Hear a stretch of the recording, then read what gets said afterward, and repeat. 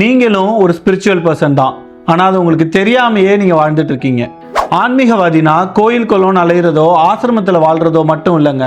எந்த ஒரு பெண் தன்னோட கனவுகளையும் ஆசைகளையும் தியாகம் பண்ணிட்டு தன் குழந்தைகளுக்காகவே வாழ்றாளோ அவளும் ஒரு ஆன்மீகவாதி தான்.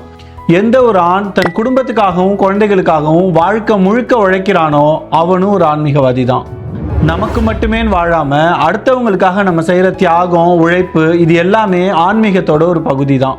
ரோட்ல போகும்போது யாருக்காவது அடிபட்டுட்டா நீங்க எவ்வளவு அவசரமா போனாலும் உங்க வண்டியை நிப்பாட்டிட்டு அவரை தூக்கி விட்டு அவருக்கு தண்ணி கொடுத்து தேவைப்பட்டா ஆம்புலன்ஸ்க்கு கால் பண்ணி ஆம்புலன்ஸ் வர்ற வரைக்கும் வெயிட் பண்றீங்கல்ல, இதை விட பெரிய புண்ணியம் நீங்க டெய்லி கோயிலுக்கு போனா கூட உங்களுக்கு கிடைக்காதுங்க. டெய்லி கோவிலுக்கு போறதும் அமைதியா உட்கார்றதும் ஆன்மீகம்னா, வீட்டில் கோபம் வரும்போதெல்லாம் பொறுமையை கடைபிடிக்கிறதும் ஆன்மீகம் தான். தியானம் பண்றது ஆன்மீகம்னா, கஷ்டப்படுறவங்களுக்கும் துயரத்தில் இருக்கிறவங்களுக்கும் உதவுறதும் ஒரு ஆன்மீகம் தான்.